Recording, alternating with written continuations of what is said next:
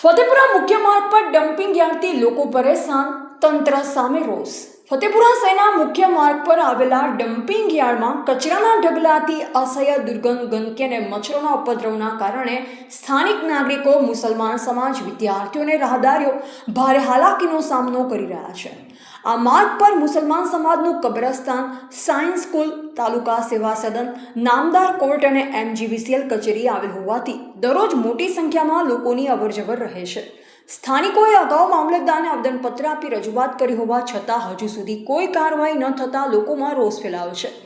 સ્થાનિકોએ ડમ્પિંગ યાર્ડનો કચરો તાત્કાલિક દૂર કરવા અથવા અન્યત્ર ખસેડવાની માંગ કરી છે, અન્યથા ગાંધી ચિંધ્યા માર્ગે આંદોલન કરવાની ચીમકી ઉચ્ચારી છે। રિપોર્ટર અબ્દુલ લતીફ મોઢિયા। આ ડમ્પિંગ યાર્ડ માટે ડમ્પિંગ યાર્ડની ગંદકી દૂર કરવા માટે અમારા સમાજના આગેવાનો દ્વારા વારંવાર પંચાયત ઓફિસમાં રજૂઆત કરવા છતાં કોઈ પણ સભ્ય અથવા તો સરપંચ સાહેબ સાંભળતા નથી અને એનો કોઈ બી આજ દિવસ સુધી કોઈ નિકાલ આવેલ નથી। આ ગંદકી આ મેન અવર જવર માટેનો રસ્તો છે। અહીંયા આ બાજુ કોર્ટ કચેરી પણ આવેલી છે, વિજ્ઞાન પ્રવાહ સ્કૂલ પણ આવેલી છે, GEP ઓફિસ પણ આવેલી છે। તમામને અવર જવર કરવા માટેની બહુ તકલીફ પડે છે અને હમણાં એટલી બધી ખરાબ પોઝિશનની અંદર આ રોડ થઈ ગયો છે કે ડમ્પ યાર્ડનું જે બી કંઈ ગંદકી છે બધી રોડ પર આવી ગઈ છે ને એટલી દુર્ગંધને ખરાબ પોઝિશનમાં દુર્ગંધ મારે છે કે અહીંયાથી આવતા સમયમાં ટૂંક સમયમાં આનો જો નિકાલ નહીં આવે તો રોગચાળો ફાટી નીકળવાની શક્યતા છે।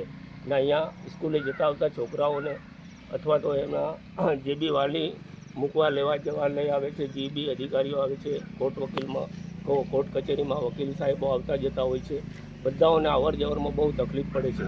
તો આના માટે જે કંઈ હોય એ તાત્કાલિક યોગ્ય ધોરણે જલ્દીથી જલ્દી એનો નિકાલ આવે એવી કોશિશ કરી અને આ કચરો જેમ મળે તેમ સફાઈ કરાવી અને ડમ્પિંગ યાર્ડ બંધ કરવા મહેરબાની કરશો।